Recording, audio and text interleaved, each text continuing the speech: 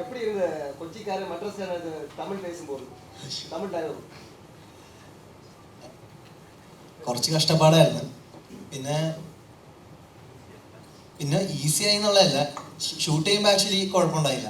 അത് കഴിഞ്ഞ് ഡബ് ചെയ്തപ്പോഴാണ് ചില വാക്കുകൾ ചില അക്ഷരങ്ങൾ നമ്മൾ പറയണ പോലെ അല്ല അവർ പറയണം.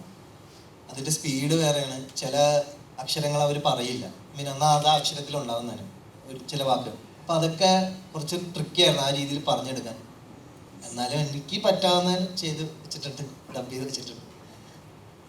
ഷെയ്ബ്രോ, ഇവിടെ ഈ പൊങ്കൽ റിലീസ് കേരളത്തിലും ഭയങ്കര സെലിബ്രേറ്റഡ് ആണല്ലോ. ഇപ്പോൾ വർഷങ്ങളായിട്ട് നമ്മൾ കാണുന്ന പൊങ്കൽ റിലീസ് എന്ന് പറഞ്ഞാൽ കേരളത്തിലും ഭയങ്കര സംഭവം. അപ്പോൾ ശരിക്കും ഒരു മലയാളിയുടെ സിനിമ പൊങ്കൽ തമിഴ്നാട്ടിൽ റിലീസ് ആവുക എന്നുള്ളൊരു കാര്യം കൂടെ സംഭവിക്കുകയാണല്ലോ. അപ്പോൾ ഈ പൊങ്കൽ റിലീസിന്റെ പ്രഷർ അല്ലെങ്കിൽ ഫെസ്റ്റിവൽ പ്രഷർ ശരിക്കും അടിക്കുന്നുണ്ടോ ഈ ന്യൂ ഫേസ്? ബ്രോ, എനിക്കിത് ശരിക്കും പറഞ്ഞാൽ 31st വെച്ചിരുന്ന പടമായിരുന്നു.